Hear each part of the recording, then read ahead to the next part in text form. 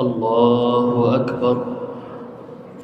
بسم الله الرحمن الرحيم. الحمد لله رب العالمين الرحمن الرحيم مالك يوم الدين. إياك نعبد وإياك نستعين.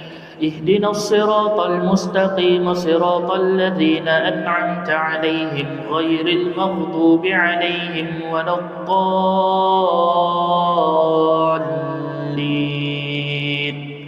آمين.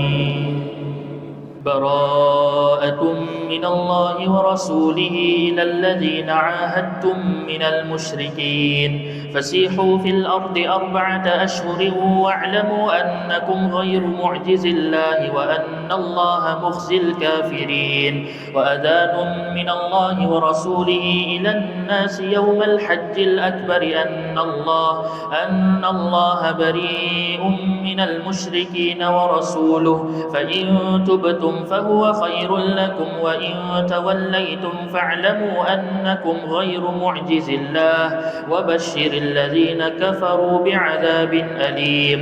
إلا الذين عاهدتم من المشركين ثم لم ينقصوكم شيئا ولم يظاهروا عليكم أحدا فأتموا إليهم عهدهم إلى مدتهم إن الله يحب المتقين. فإذا انسلخ الأشهر الحرم فاقتلوا المشركين حيث وجدتموهم وخذوهم واحصروهم واقعدوا لهم كل مرصد. فإن تابوا وأقاموا الصلاة وآتوا الزكاة فخلوا سبيلهم إن الله غفور رحيم. وإن أحد من المشركين استجارك فأجره حتى يسمع كلام الله ثم أبلغه مأمنه ذلك بأنهم قوم لا يعلمون. كيف يكون للمشركين عهد عند الله وعند رسوله إلا الذين عاهدتم عند المسجد الحرام فما استقاموا لكم فاستقيموا لهم إن الله يحب المتقين. كيف وإن يظهروا عليكم لا يرقبوا فيكم إلا ولا ذمة يرضونكم بأفواههم وتأبى قلوبهم وأكثرهم فاسقون. اشتروا بآيات الله ثمنا قليلا فصدوا عن سبيله إنهم ساء ما كانوا يعملون. لا يرقبون في مؤمن إلا ولا ذمة وأولئك هم المعتدون.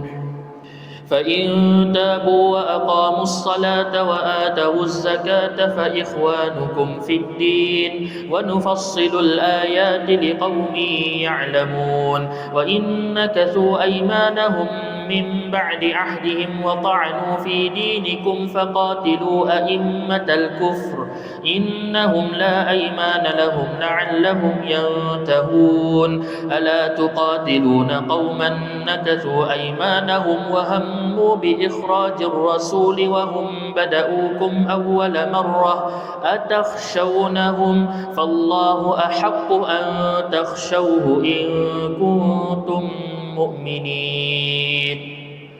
قاتلوهم يعذبهم الله بأيديكم ويخزهم وينصركم عليهم ويشفي صدور قوم مؤمنين ويذهب غيظ قلوبهم ويتوب الله على من يشاء والله عليم حكيم. أم حسبتم أن تتركوا ولما يعلم الله الذين جاهدوا منكم ولم يتخذوا من دون الله ولا رسوله ولا المؤمنين وليجة والله خبير بما تعملون.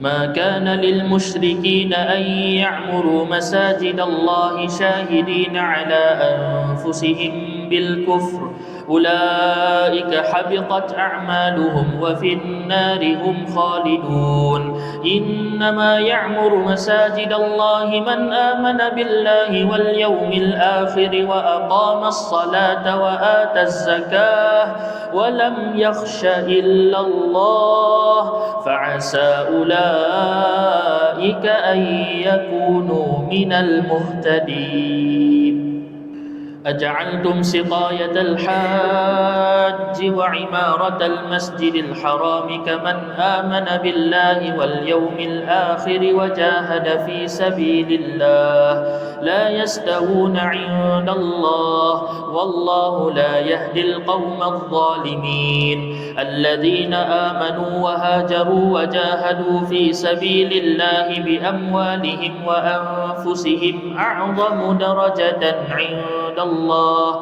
وأولئك هم الفائزون يبشرهم ربهم برحمة منه ورضوان وجنات لهم فيها نعيم مقيم خالدين فيها أبدا إن الله عنده أجر عظيم يا أيها الذين آمنوا لا تتخذوا آباءكم وإخوانكم أولياء إن استحبوا الكفر على الإيمان ومن يتولهم منكم فأولئك هم الظالمون قل إن كان آباؤكم وأبناؤكم وإخوانكم وأزواجكم وعشيرتكم وأموال اقترفتموها وتجارة تخشون كسادها ومساكن ترضونها أحب إليكم من الله ورسوله وجهاد